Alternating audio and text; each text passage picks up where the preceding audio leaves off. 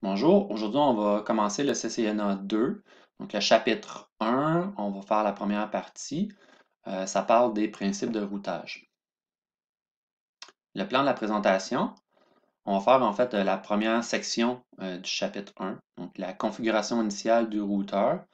On va voir les principales caractéristiques d'un routeur. On les avait déjà vues dans le CCNA 1, mais là on va comme aller un petit peu plus loin. On va configurer des paramètres de base du routeur. Ensuite, on va vérifier la connectivité entre les deux réseaux qui sont connectés directement et ça va conclure la première partie. Donc, dans cette première partie, nous allons aborder la configuration initiale du routeur. Les réseaux permettent d'échanger des données et de partager des ressources. Les fonctionnalités communes des réseaux sont les applications web, la téléphonie IP, la vidéoconférence, les jeux interactifs, le commerce électronique et le domaine éducatif, comme on est en train de faire. Sur la figure, on peut voir les principales caractéristiques des réseaux. Donc, la première, c'est la topologie. Donc, la topologie est vue selon deux angles différents. La topologie physique, qui correspond à la configuration des câbles, des périphériques réseau, des terminaux finaux, comme les stations de travail, par exemple. Elle va indiquer comment les périphériques réseau sont physiquement interconnectés. On a aussi la topologie logique, qui correspond à l'abstraction virtuelle du réseau. Donc, c'est dans cette topologie-là qu'on va référer aux adresses IP, par exemple. La vitesse. Bon, la vitesse mesure le débit des données pour une liaison sur le réseau. On va l'exprimer en bits par seconde. Le coût va référer aux dépenses générales qui sont liées à l'achat des équipements. En plus, il faut aussi considérer l'installation puis la maintenance. La sécurité va correspondre au niveau de protection des informations qui sont transmises sur le réseau. Donc, la sécurité, c'est une caractéristique super importante qui doit être considérée chaque fois que des actions vont affecter le réseau. Dès qu'on modifie le réseau, soit en modifiant le matériel ou des configurations, c'est important de toujours revenir aux aspects de sécurité. La disponibilité, ça désigne la probabilité que le réseau soit disponible lorsqu'on en a besoin. L'évolutivité indique la facilité avec laquelle le réseau va pouvoir accueillir plus d'utilisateurs et répondre à davantage de demandes de transmission de données. Donc, si la conception du réseau est optimisée pour les besoins actuels, ça va être complexe et coûteux de s'adapter à l'augmentation de la demande. La fiabilité, ça correspond à la capacité du réseau de fonctionner sans incident. La fiabilité est souvent mesurée comme la probabilité d'une panne ou l'intervalle moyen entre les défaillances. L'ensemble de ces caractéristiques-là va nous permettre de comparer différentes solutions de réseau. C'est les caractéristiques qu'on pourrait mettre dans un tableau, par exemple, pour faire des choix. Le routage permet d'interconnecter des réseaux de différents sites entre eux. Cette interconnexion permet d'acheminer des données entre les réseaux. Lorsqu'un paquet arrive au routeur, celui-ci utilise la table de routage pour déterminer comment atteindre le réseau de destination. La destination du paquet IP peut être un serveur web se trouvant dans un autre pays ou un serveur de messagerie qui est situé sur le réseau local. Les routeurs sont responsables de la transmission de ces paquets vers la bonne destination. L'efficacité des communications inter-réseaux dépend principalement de la capacité des routeurs à transférer des paquets de manière la plus efficace possible, donc de choisir le bon chemin.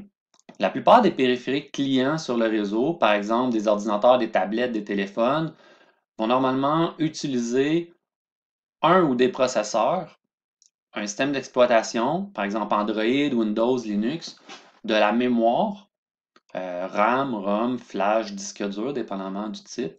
Un routeur, c'est en fait un ordinateur spécialisé. Il va donc avoir besoin d'un processeur, d'un système d'exploitation, puis de la mémoire pour stocker ses données. Donc, au niveau des composants, la différence principale entre un ordinateur et un routeur, c'est que sur le routeur, on n'a pas de carte vidéo, puis on n'a pas de carte audio. Donc, c'est la grosse différence là, au niveau architecture. Sur la figure, on peut voir les différents types de mémoire d'un routeur et leurs fonctions. Par exemple, dans la RAM, on va retrouver l'iOS qui est en cours d'exécution, le fichier running config, la table de routage, la table ARP, puis les paquets aussi qui sont en mémoire en ce moment. On va dans la ROM, on va retrouver les instructions de démarrage, un logiciel de diagnostic de base, donc qui permet de faire des analyses lors du démarrage, un iOS qui est limité, dans le cas où, par exemple, notre iOS compressé n'est pas présent ou s'il comporte une erreur. Dans la NVRAM, ben, il y a le fichier de configuration initiale, le startup config. Finalement, dans la flash, ben, on va retrouver le iOS compressé puis d'autres fichiers système qu'on verra dans d'autres cours. Bon, la figure nous montre maintenant le panneau arrière d'un routeur 1941. On peut voir un espace pour une carte EHWIC double qui peut aussi accepter une carte EHWIC simple. Bon, EHWIC, c'est pour Entrance High Speed One Interface Card. Donc, c'est en fait des cartes d'expansion qu'on peut ajouter. Donc, par exemple, ça pourrait nous permettre d'ajouter 8 ports Power over Ethernet gigabit. Donc, dans cette case, dans la case double. Ou dans une case simple, on pourrait ajouter un lien LTE, comme celui qui est affiché. Donc, alors qu'au départ, ben, notre routeur est seulement filaire. Donc, juste à côté donc, de la EHWIC double, on a une EHWIC simple, qui est la EHWIC 0, donc celle par défaut. On a le port auxiliaire qui nous permettrait d'accéder par un lien externe de type modem. On a les interfaces LAN de base de notre routeur. On a aussi deux emplacements pour ajouter des cartes flash 4 gigaoctets. On a ensuite le mini USB-B qui permet de faire la configuration de la console. On a aussi la console accessible par un RJ45. Puis finalement, on a des ports USB qui permettent par exemple d'importer des fichiers de configuration directement. Le routeur est responsable du transfert des paquets entre les réseaux. Donc, un routeur peut relier deux ou plusieurs réseaux sur ses interfaces. Donc, les interfaces peuvent relier des réseaux locaux LAN ou étendus WAN. Les réseaux locaux sont généralement des réseaux Ethernet sur lesquels on retrouve des ordinateurs, des imprimantes et des serveurs. Donc, les réseaux étendus relient normalement des zones géographiques plus vastes. Par exemple, sur la figure, les routeurs ont une connexion WAN pour relier les réseaux d'une entreprise avec le réseau du fournisseur d'accès Internet. Les principales fonctions du routeur sont déterminer le meilleur chemin pour l'envoi des paquets. Pour transférer les paquets vers leur destination, le routeur utilise sa table de routage pour déterminer en fait quel est le meilleur chemin à utiliser pour transférer les paquets. Donc, à partir de l'adresse de destination et de la table de routage, il va sélectionner la meilleure route pour le paquet. Ça se peut qu'il y ait plus qu'une route de possible, puis dans ce cas-là, il va regarder la route qui a la meilleure cote. Les chemins de la table de routage peuvent être des routes statiques ou des routes qui proviennent des protocoles de routage dynamiques. Donc, dans les routes statiques, c'est des entrées qu'on va faire manuellement, alors que les routes dynamiques, c'est par exemple celles qui sont échangées par les protocoles EIGRP. Une fois que la route est choisie, le routeur va encapsuler le paquet dans une trame liaison de données pour l'interface de sortie. Ensuite, le paquet va être transféré vers sa destination. Donc, on se rappelle, à chaque fois qu'il rentre dans un routeur, le paquet est réencapsulé, au fond, avec les nouvelles informations sur la liaison de données. Donc, il change les MAC address à chaque saut pour choisir le prochain saut. C'est possible qu'un routeur renvoie un paquet encapsulé dans un type de trame liaison de données et transfère le paquet depuis une interface qui utilise un autre type de liaison de données. Par exemple, un routeur peut recevoir un paquet sur une interface Ethernet et le transférer vers une interface configurée avec le protocole Point-to-Point Protocol. C'est ce qu'on voit dans l'exemple avec R1 qui d'un côté est relié par Ethernet vers un petit réseau et de l'autre côté est relié vers un autre routeur avec un lien série. L'encapsulation de la liaison de données dépend du type d'interface qui sont présentes sur le routeur et le type de support auquel il est connecté. Donc, les différentes technologies de liaison de données auxquelles le routeur peut se connecter incluent Ethernet, les Point-to-Point Protocol, les Frame Relay, les DSL, câbles, puis le sans fil. Donc, ça peut être 802.11, Bluetooth, etc. Les routeurs prennent en charge trois mécanismes de transfert des paquets. La commutation de processus. Donc, c'est un des plus anciens mécanismes qui est toujours disponible pour les routeurs Cisco. Lorsqu'un paquet arrive sur une interface, il est transféré au plan de contrôle où le processeur fait correspondre l'adresse de destination avec une entrée dans la table de routage. Puis, il va déterminer l'interface de sortie et transmettre le paquet. C'est le plus lent des mécanismes car chacun des paquets va passer par le processus, même si on a une série de paquets qui ont la même destination. Donc, par exemple, là, on a un feed vidéo qui va comprendre beaucoup de paquets qui vont tous aller vers la même destination. Ben, le processus va quand même analyser chacun des paquets de façon individuelle. La communication rapide va utiliser un cache à communication rapide pour stocker les informations de tronçon suivant. Donc, lorsqu'on a un paquet qui arrive sur une interface, il est transféré au plan de contrôle où le processeur va chercher une correspondance dans la cache de communication rapide. Donc, s'il a déjà été traité précédemment, ben, toute l'information se trouve déjà là, donc il va juste réutiliser l'information au lieu de tout réanalyser. Bon, s'il ne trouve rien, ça va être le même traitement qu'on avait dans la commutation de processus précédente, mais seulement pour le premier des paquets qu'on va rencontrer. Donc, les informations de flux pour le paquet sont également stockées dans le cache de commutation rapide. Donc, si un autre paquet avec la même destination arrive par la suite, ben, les informations de tronçon suivant sont utilisées à partir de ce qu'il y a en cache plutôt que de recalculer à l'aide du processeur. Donc, c'est beaucoup plus rapide de cette façon-là. Le Cisco Express Forwarding, donc CEF, c'est un mécanisme propre à Cisco. Lui, dans son cas, il va générer une table qu'on appelle FIB, donc pour Forwarding Information Base, qui est puis aussi une table de contiguïté. Bon, la différence, c'est que les entrées de la table ne sont pas déclenchées par les paquets, mais par les modifications au réseau. Donc, dès qu'il y a des modifications à la structure du réseau, ben, par exemple un changement de topologie, ben, le réseau va recalculer ces tables. Après la convergence du réseau, les tables sont complètes et contiennent toutes les informations requises pour que le routeur puisse transférer les paquets. Donc, la table FIB contient des recherches inverses pré-informatisées. C'est qu'en fait, il précalcule les destinations. Donc, les informations de tronçon suivant pour les routes incluent l'interface à utiliser et les informations de la couche 2. Donc, c'est le mécanisme le plus rapide et celui qui est privilégié par les routeurs Cisco. Si on voulait faire une analogie entre les trois mécanismes, on pourrait dire que la commutation de processus, c'est comme faire les calculs à la main à partir de zéro à chaque fois. Donc, la commutation rapide serait de récupérer une partie des calculs qui sont semblables. Et le dernier, donc le CEF, Cisco Express Forwarding, correspond à précalculer toutes les possibilités. La plupart des connexions sur un réseau se font à l'aide de câbles Ethernet ou du sans-fil. Bon, la figure qu'on voit nous illustre trois différentes connexions pour un SOHO, donc Single Office Home Office, une centrale puis une filiale. Donc, on a en fait trois LAN. Bon, pour le bureau à domicile, on peut voir que la tablette puis le portable sont reliés de manière sans fil. L'imprimante est reliée par un câble Ethernet. Le routeur domestique est relié par un câble Ethernet au modem câble du fournisseur d'accès Internet. Dans la filiale, on peut voir que l'imprimante et le serveur sont reliés par des câbles Ethernet vers le commutateur. Même chose pour les téléphones IP et les ordinateurs.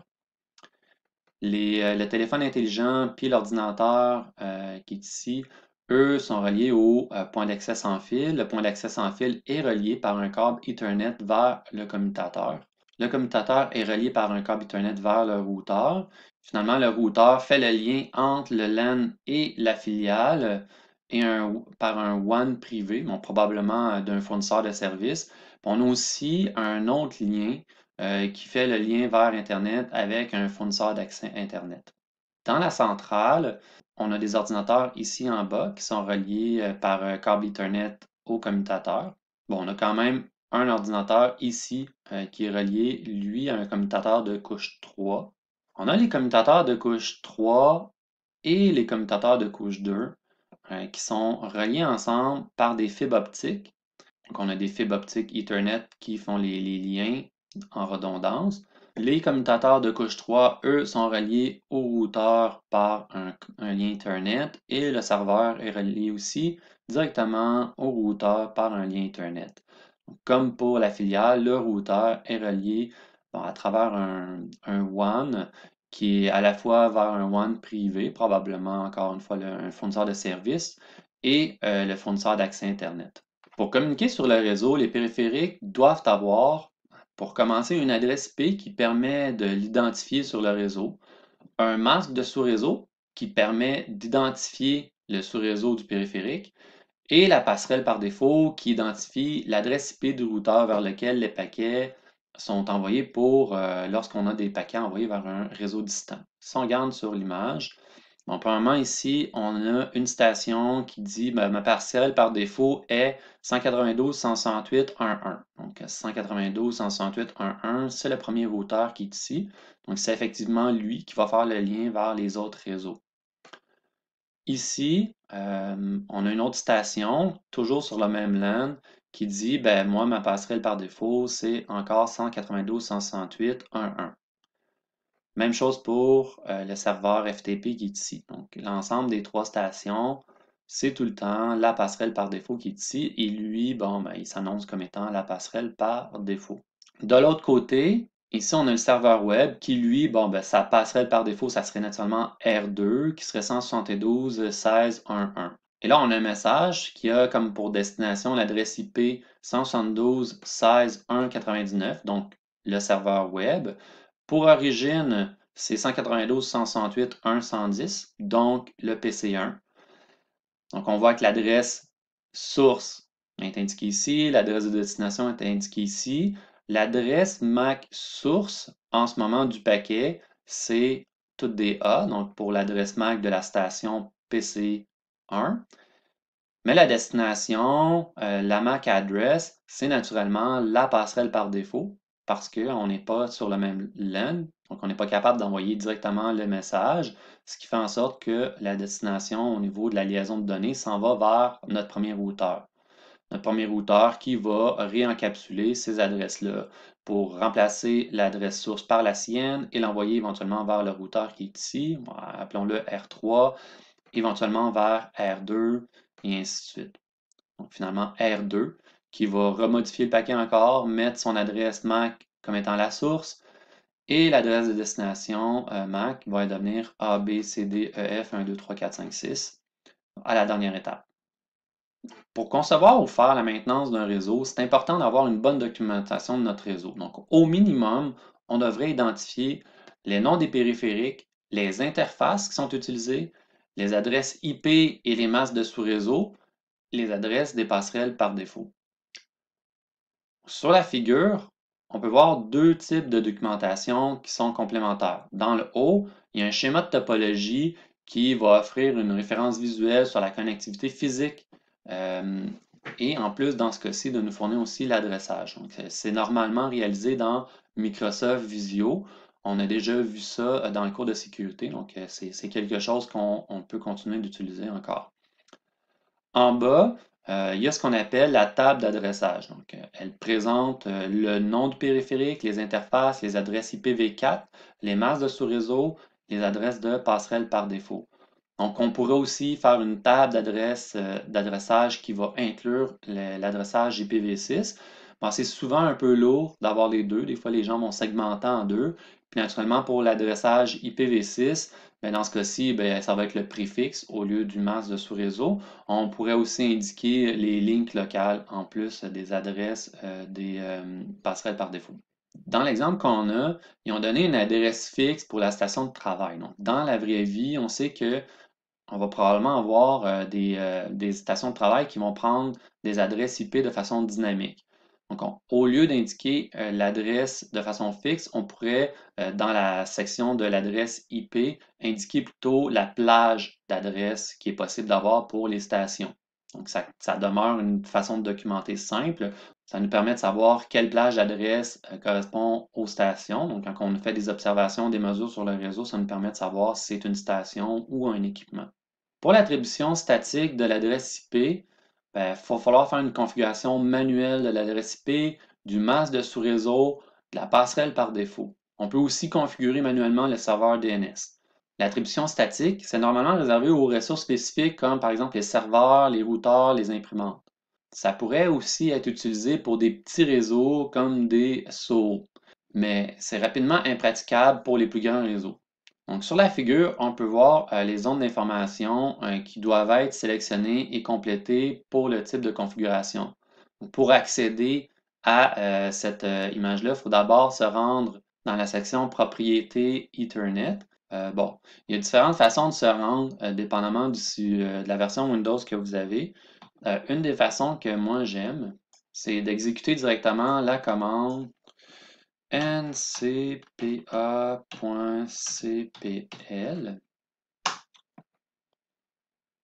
qui va nous donner l'ensemble des connexions, la fenêtre des connexions à un réseau qui sont disponibles. Bon, moi, présentement, je suis connecté de façon filaire Ethernet. À partir de là, je peux aller voir les propriétés. Puis c'est là que je vais retrouver bon, la configuration pour IPv4 et aussi la configuration pour IPv6 si je voulais faire la configuration IPv6. Donc pour IPv4, je double-clique. Ici, je me retrouve avec la configuration. Bon, présentement, moi, j'utilise une version automatique, mais je pourrais sélectionner et configurer de façon manuelle autant les informations de mon DNS que de mon adresse IP. Donc, sur l'image, en ce moment, on identifie la zone des informations qu'on devrait compléter, l'adresse IP, le masque de sous-réseau, puis la passerelle par défaut. Puis en bas, on peut voir la zone pour le DNS. Pour l'attribution dynamique, ben, c'est le serveur DHCP qui va fournir les informations. La plupart des stations de travail sont configurées pour utiliser le serveur DHCP. Le service DHCP est normalement disponible à même le routeur. Donc, même les petits routeurs domestiques ont ce service-là disponible. Donc, on peut voir sur la figure la sélection à faire pour utiliser le serveur DHCP sur une station Windows. Comme on a vu tantôt, c'est celle qui est actuellement utilisée sur ma station de travail à moi. La plupart des interfaces réseau vont disposer de une ou deux LED à côté du connecteur. Donc, normalement, le LED vert va indiquer qu'il y a une bonne connexion. S'il clignote, ça indique de l'activité. Si le câble est connecté, mais que la LED reste éteinte, ben, c'est habituellement le signe qu'on a un problème, soit avec le câble ou avec un ou des deux périphériques. Les fonctions des LED vont varier selon le fabricant, donc c'est important de se référer au manuel. Par exemple, sur ma switch personnelle chez nous, une des deux LED va indiquer que j'ai une connexion à 10 mégabits. Si l'autre est allumé, j'ai une connexion à 100 mégabits. Puis si les deux sont allumés en même temps, ben, ça m'indique que j'ai une connexion à 1 gigabit par seconde. Donc c'est double fonction. Ça me dit que non seulement il est actif, que de l'activité, puis en plus ça me dit la vitesse. C'est un peu la même chose pour les équipements Cisco. Donc sur la figure, on peut voir une partie du panneau arrière d'un routeur 1941. En bas, on voit un tableau explicatif. On voit bon, que certaines LED affichent l'activité, puis d'autres vont indiquer la vitesse. Par exemple, on a la référence sur le port Giga Ethernet 0 puis 1, donc les deux ici. Eux, ils ont deux LED, donc une première LED S, donc celle qui est indiquée S, va indiquer la vitesse de fonctionnement. Donc, s'il clignote une fois puis fait une pause, le port va fonctionner à 10 mégabits par seconde. S'il y a deux clignotements en suite d'une pause, ça nous indique un fonctionnement en 100 mégabits. Trois clignotements en pause va indiquer 1 gigabit par seconde. L'autre LED, le L, va nous indiquer l'état de la communication. Donc, vert, si la liaison est active, la lumière est éteinte si la liaison est inactive. On a aussi des indicateurs pour les consoles. Donc, ça va nous donner une indication, par exemple, si notre câble USB est fonctionnel ou notre câble console est fonctionnel. Donc, si on connecte et que la lumière n'est pas allumée, bien, ça veut dire que le port n'est pas activé. Donc, probablement qu'il y a un problème de détection, soit avec le connecteur, soit avec le fil, soit avec l'ordinateur qui est connecté à l'autre extrémité. Pour les consoles, normalement, pour la première configuration, on doit faire un accès direct. Donc, c'est impossible de faire l'accès à distance au départ parce qu'il n'est pas activé. D'autres situations où on va devoir faire un accès direct à la console, ben, c'est par exemple s'il y a un problème d'accès à distance. Dans le tableau, on voit différentes façons de se connecter directement vers le port de console. En haut, on a le port série. Sinon, le port USB type A. Donc, si on regarde le port série, ben là, on devrait utiliser un câble de console RJ45 vers DB9. On verra une image dans une prochaine slide. Bon, du côté de l'équipement, on va utiliser le port de console RJ45. Tandis que si on fait le lien avec le port USB type A, donc le câble qui va être requis, mais premièrement, ça va dépendre de ce qu'on veut faire. Donc, premièrement, on peut avoir un adaptateur de port série compatible USB vers RS232. Ensuite, on va connecter ce câble-là au câble de console RJ45 DB9. Ce genre d'adaptateurs-là vont habituellement demander d'installer un pilote logiciel. Donc, ça se peut qu'on ait des problèmes là, si on n'a pas installé le pilote logiciel. Sinon, l'autre connexion, c'est la connexion directe. Donc, on utilise un USB type A vers USB type B mini. Donc, on a vu tantôt qu'il y avait une autre entrée pour la console qui était possible de faire avec un lien USB. Encore une fois, ça se peut qu'on ait besoin d'un pilote qui est disponible sur cisco.com. Dans l'approche avec le port USB, ici dans la première section, naturellement, c'est quand on utilise l'adaptateur. Donc, au fond, on va se ramasser sur encore le port console du côté, par exemple, du routeur ou du switch. Et dans l'autre cas, bon, on est directement sur l'entrée USB. Sur le PC, ben, ça va nous prendre finalement un logiciel de type terminal. Donc, on pourra utiliser Teraterm ou Putty, qui sont des versions gratuites de logiciels terminal. Bon, maintenant, sur la console, on peut voir le port sur l'ordinateur. Donc, le port série qu'on aurait en arrière d'un ordinateur ou le port USB. Les ordinateurs plus récents n'ont pas le port série de cette façon-là. Souvent, on a seulement que des ports USB type A et même les ordinateurs plus récents, on n'aurait que des USB type C. Donc, si on prend un ordinateur qui aurait le port série, comme par exemple les ordinateurs, les stations qu'on a à l'école, on a le port série en arrière, on va utiliser un câble console qui est DB9 à RJ45. Donc, le DB9 va être connecté en arrière de l'ordinateur, le RJ45 dans le RJ45 de la console. Si on veut y aller avec une approche USB, bon, premièrement, ça va nous prendre, on a deux solutions. Donc, il y en a une qui n'était pas indiquée initialement dans le tableau, puis je l'ai rajouté ici à côté. C'est d'utiliser, par exemple, un câble qui est directement USB à RJ45. C'est qu'en fait, dans le connecteur qui est ici, il est un peu plus gros, surdimensionné. Il y a un convertisseur qui fait directement le lien entre USB à RS232 qui va aller connecter sur les bons fils pour aller vers le port console. L'autre combinaison, la plus ancienne, c'était d'utiliser un adaptateur qui va prendre USB vers RS232, ensuite du DB9 vers le RJ45. Donc, ici, c'est un câble qui est vraiment passif, là, il n'y a aucune électronique à l'intérieur de ça, c'est juste du routage entre les pins du DB9 vers le RJ45. Ben, l'autre solution, qui est probablement la plus simple dans bien des cas, c'est de prendre le port USB type A et mini B de l'autre côté et de faire la connexion entre les deux, toujours avec nos logiciels console. Pour opérer un commutateur à distance, il faut configurer une interface virtuelle.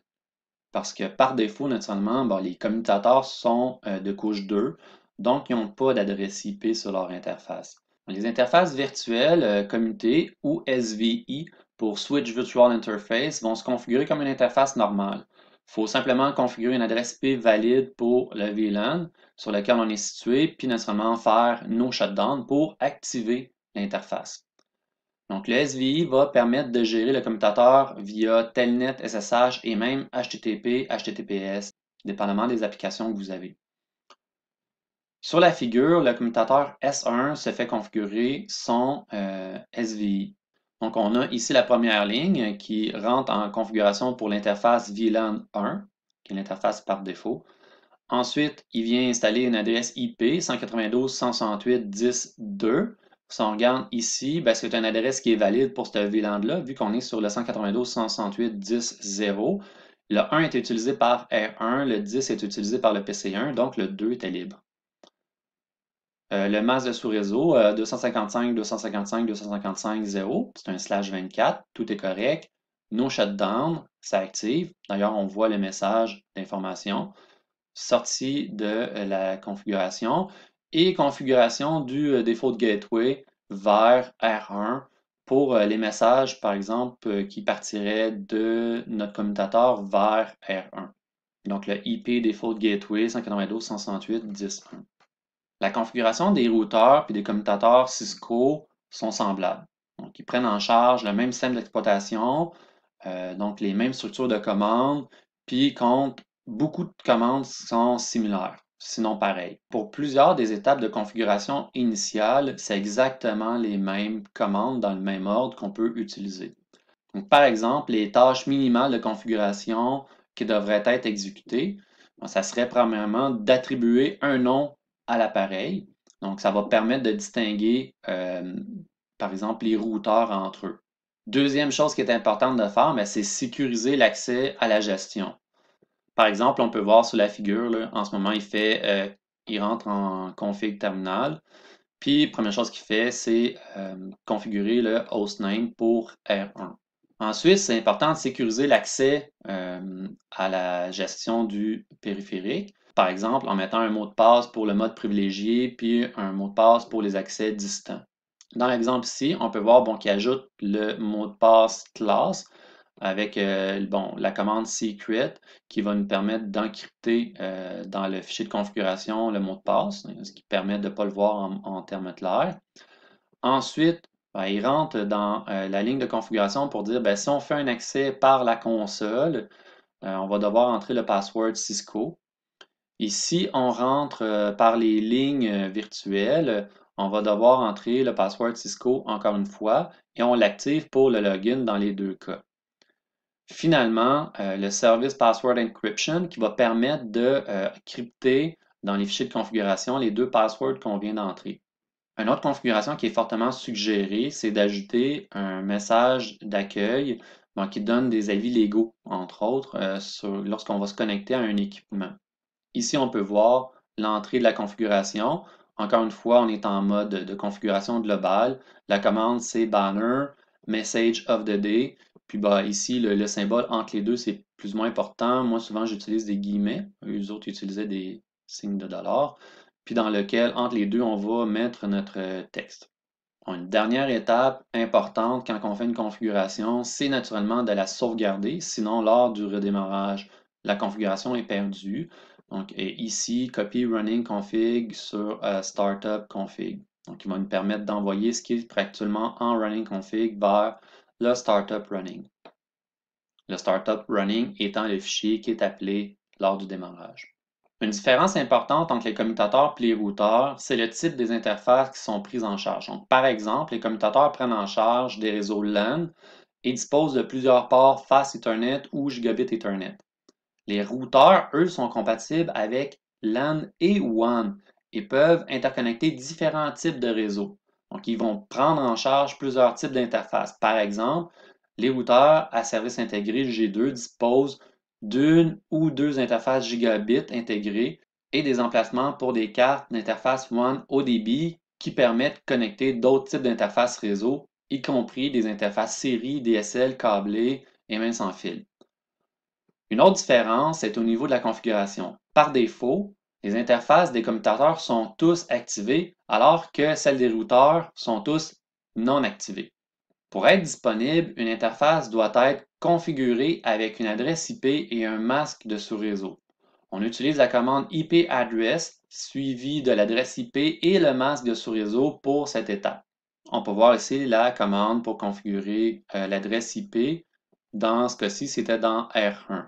Donc pour l'interface Gigabit Ethernet 00, il ajoute l'adresse IP 192.168.10.1 avec le masque de sous-réseau 255.255.255.0, donc un /24. Puis l'adresse .1, donc c'est exactement ce qu'on avait vu qui était ici dans la configuration. Deuxième chose qui est importante de faire, naturellement, on a dit les interfaces sur les routeurs sont non activées par défaut, donc il va falloir l'activer. Donc, on utilise la commande no shutdown pour activer notre interface. On peut voir la commande no shutdown dans l'exemple qui est juste ici. Bon, si jamais on a une connexion de type série, on peut aussi configurer la vitesse de l'horloge pour augmenter la vitesse de communication entre nos modules. Donc, il y a des vitesses série standard qui sont disponibles. Et c'est tout le temps du côté du câble qui est le DCE que l'horloge va être prise en compte. Donc, si jamais vous entrez la commande d'horloge du côté DTE, ben, ça va vous donner un message d'erreur. Dans l'exemple ici, on peut voir bon, qu'il ajuste l'horloge à 128 000 bits par seconde.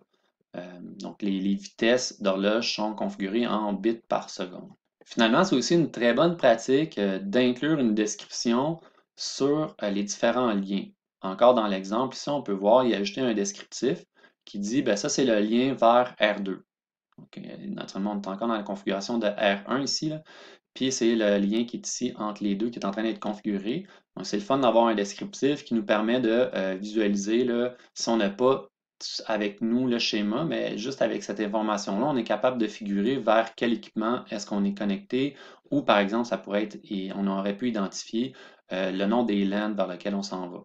La configuration d'une interface IPv6 est semblable à celle d'un IPv4.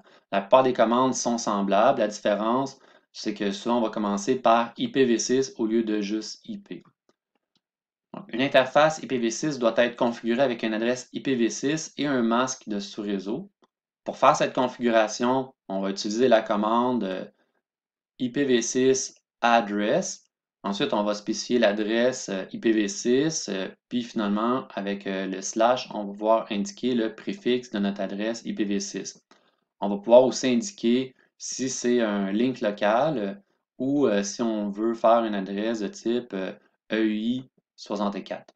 Ici, dans l'exemple, on peut voir la commande IPv6 address 2001 DB8 ACAD 1.1 qui correspond au fond à l'adresse qu'on avait affichée pour la section ici. Donc 2001 DB8 ACAD 1, puis nous autres c'était le 1. Le slash 64 pour le préfixe. Comme IPv4, ben, même si on configure en IPv6, c'est la même chose. Les interfaces ne sont pas activées par défaut sur le routeur, donc on doit utiliser la commande no shutdown pour s'assurer qu'il est activé.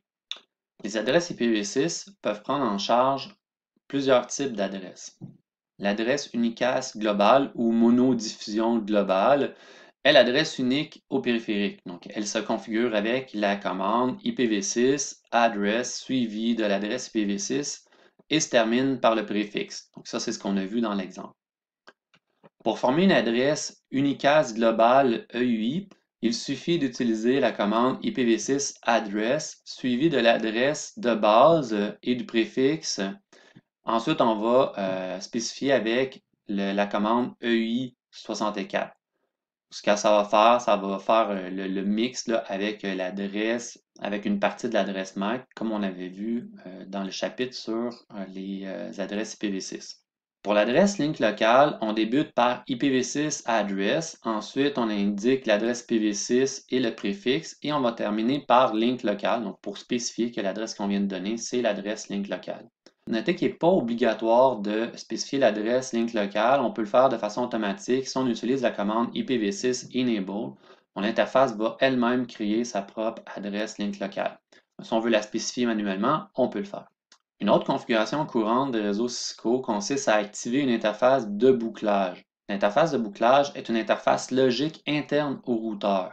L'interface de bouclage est une interface logique interne au routeur. Elle n'est pas affectée à un port physique et donc elle n'est pas connectée à un autre périphérique. Elle est considérée comme une interface logicielle qui est automatiquement placée en état up tant que le routeur fonctionne. L'interface de bouclage est très utile dans le cas d'un test de gestion de périphérique avec Cisco iOS.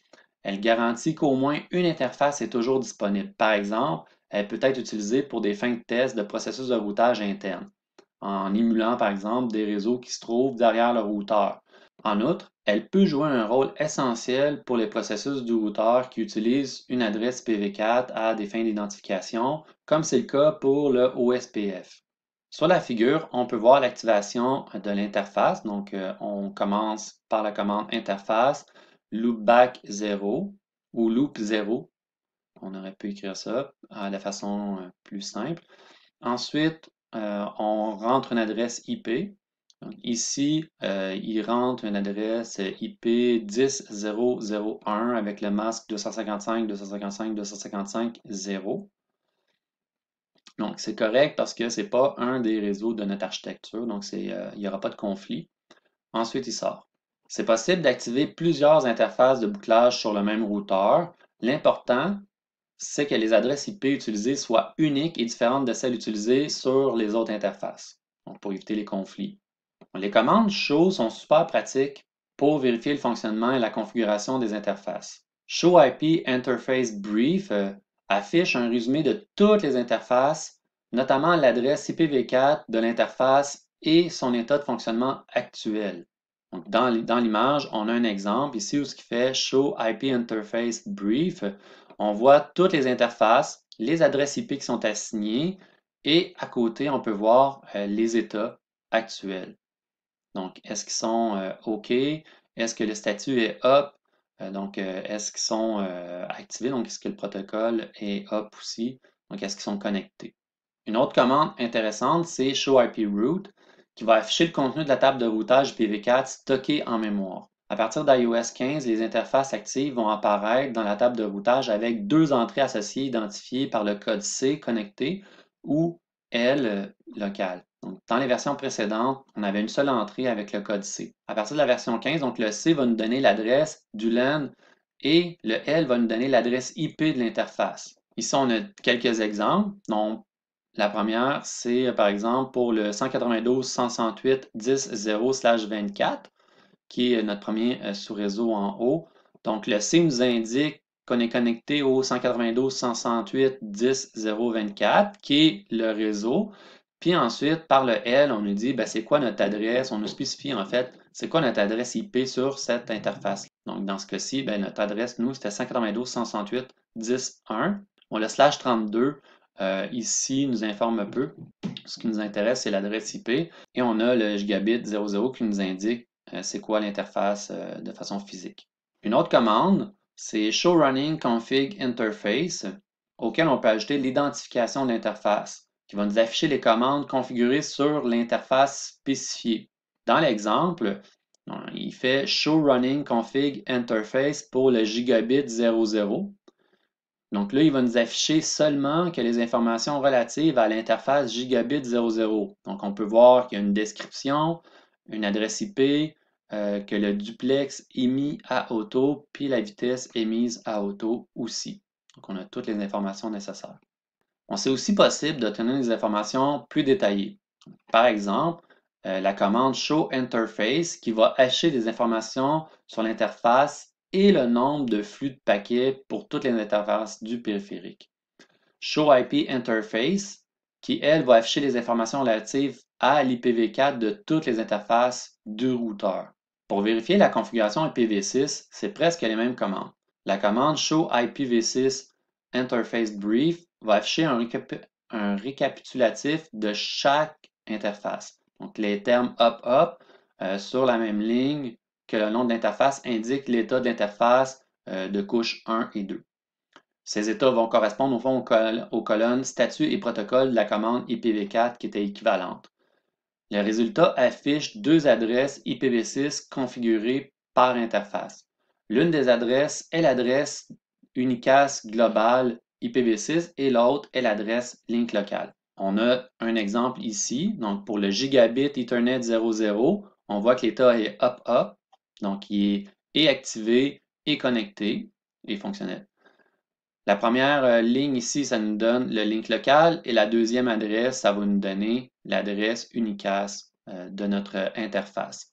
Dans notre cas, nous, c'était 2001 DB8 ACAD 1.1. Donc, 2001 DB8 ACAD 1.1. Excellent. Même chose pour 01 2001 DB8 ACAD 2.1. Donc ici, on était dans la version 2.1. Encore une fois, up. On peut voir finalement pour le lien ici entre nos deux routeurs, le lien série, encore une fois 2001 DB8 ACAD, cette fois-ci c'est le 3 et nous on était le 1 dans cette assignation-là. Donc ici une petite erreur là, sur la fiche parce qu'il nous donnait 225 puis 226, qui étaient au fond les équivalents pour IPv4. Donc, mais en fait, il y a assigné 1 de ce côté-ci. La commande show IPv6 interface gigabit Ethernet 00 va afficher l'état de l'interface et de toutes les adresses IPv6 de l'interface gigabit Ethernet 00. Ici, on a un exemple. Donc, show IPv6 interface gigabit Ethernet 00. On revient ici, donc il nous donne, l'état c'est up, up. Ça dit que IPv6 est activé, que le link local c'est FE80, blablabla. Donc, ça, on l'avait déjà l'information. Que notre adresse unicast globale c'est 2001 DB8 ACAD 11. Ça nous donne aussi le nom du sous-réseau. Donc ici, on a l'adresse du sous-réseau qui est fournie. Maintenant, on a des informations supplémentaires. Donc, on a les adresses multicast auxquelles on est abonné. On a aussi quelques informations là, sur la configuration physique qui est disponible. La commande show IP route va permettre de vérifier que les adresses des interfaces IPv6 spécifiques et des réseaux IPv6 sont connues de l'interface à utiliser pour les rejoindre. Donc, ça nous permet de visualiser au fond ce que le routeur est capable de voir. Ici, on a un exemple. Donc, on fait show IP route. S'il veut rejoindre, par exemple, le sous-réseau ACAD 1, il sait qu'ils doivent passer via Gigabit Ethernet 00. S'il veut rejoindre ACAD 2, il doit passer par Gigabit 01. S'il veut rejoindre ACAD 3, il doit passer par le serial 00. Malheureusement, on n'a pas la suite, mais on peut imaginer que s'il y a eu communication entre R1 et R2 sur les routes possibles, on aurait aussi des indications par rapport à 2001 DB8 ACAD 4 qui seraient accessibles par S000. Sinon, ce qu'on fait normalement, au lieu de tout spécifier, par exemple, si on n'a pas le protocole de routage établi, on peut dire si R1 ne connaît pas le chemin, il doit l'envoyer vers son interface par défaut. C'est là, par exemple, qu'on va définir R2 comme étant l'interface par défaut. Les commandes show génèrent parfois plusieurs pages assorties. Donc, on le sait, là, des fois, il faut peser plusieurs fois sur spacebar pour venir à bout de tout voir l'information. On peut faire Enter pour voir une ligne de plus, Spacebar pour voir une page entière de plus ou Escape pour arrêter. Par défaut, les pages sont limitées à 24 lignes. On peut modifier le nombre de lignes avec la commande terminal length suivi du nombre de lignes qu'on va désirer. Donc, si on indique 0, ça va faire l'affichage complet qui va se dérouler en un seul coup. On peut aussi filtrer les informations. Donc, on peut utiliser le symbole OU, celui qu'on voit en programmation, après une commande show qui va nous permettre au fond de filtrer les résultats selon le paramètre qu'on va spécifier. Le paramètre qu'on va spécifier peut être une section, une inclusion, une exclusion ou un point de départ. Donc, dans le cas de section, ça va afficher l'intégralité de la section qui commence par l'expression. Comme dans l'exemple qu'on peut voir, ici, il commande le show running config, mais il dit je veux juste voir la section qui concerne line VTY. Donc, on voit ici, toute la seule section qui est affichée, c'est par rapport à VTY. Le reste n'est pas affiché. On peut aussi utiliser include qui va dire inclut toutes les lignes de résultats qui vont correspondre à l'expression. Dans l'exemple ici, on a le premier qui est Show IP Interface Brief qui nous montre l'ensemble de l'information. Ensuite, on a la même commande, donc Show IP Interface Brief, où tout ce qu'on veut retenir, c'est d'inclure qu'est-ce qui est up. Donc, dans ce cas-ci, il va juste nous montrer ce qui est up. Donc, ce qui est down, down n'est pas indiqué. Finalement, on peut dire d'exclure. Donc, il faut faire en fait l'inverse d'include, qui va exclure toutes les lignes qui correspondent à l'expression qu'on a donnée. Donc, par exemple, si on revient, on a encore Show IP Interface Brief qui nous montre l'ensemble des résultats. Ensuite, on a Show IP Interface Brief où exclude tout ce qui est non assigné. Encore une fois, il nous affiche juste ce qui est assigné. Et finalement, l'exemple qu'on aurait, c'était avec Begin, qui va afficher toutes les lignes de résultats à partir d'un point, en commençant par la ligne qui correspond à l'expression de filtrage. Ici, par exemple, j'ai le Show IP Route où on dit commence à Gateway. Donc ici, Gateway All Lab Resort is not set. Donc il commence là. La fonction d'historique des commandes est aussi très pratique. Donc elle va mémoriser une liste des 10 dernières commandes qui sont exécutées pour permettre de les réutiliser.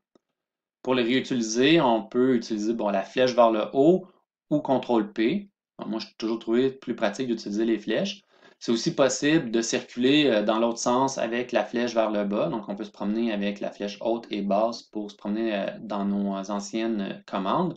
Ou on peut utiliser CTRL-N pour faire l'inverse de CTRL-P. Par défaut, l'historique de commandes est activé pour les 10 dernières commandes. Donc, c'est possible de voir toutes les commandes en mémoire avec la commande Show History. On peut aussi augmenter la taille de la liste avec la commande Terminal History Size, à laquelle on va naturellement à la fin indiquer le nombre. On peut voir un exemple, Terminal History Size 200, qui était une ancienne commande dans laquelle ici elle avait été spécifiée, ce qui fait en sorte ici qu'on aurait jusqu'à 200 anciennes commandes qui seraient gardées en mémoire. C'est ce qui conclut la partie 1 du chapitre 1 du CCNA 2. Donc, on a vu comment faire la configuration initiale du routeur, donc le minimum à faire. Donc, on a vu comment décrire on a fait la description des principales caractéristiques, des fonctionnalités des routeurs. On a configuré les paramètres de base du routeur pour s'assurer, par exemple, le routage entre deux réseaux connectés directement, à l'aide des lignes de commande. On a aussi vu un peu comment faire la vérification de la connectivité entre des réseaux connectés directement à un routeur. Les prochaines sections vont nous amener un petit peu plus loin.